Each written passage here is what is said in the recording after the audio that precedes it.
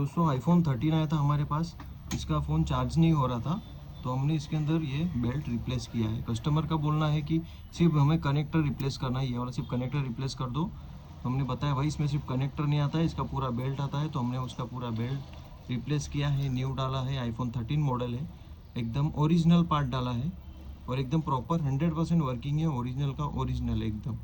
इसमें हमने white colour का इसमें स्ट्रिप डाला हुआ है ताकि कस्टमर को पता चले कि हमने इसमें रिप्लेस किया हुआ है।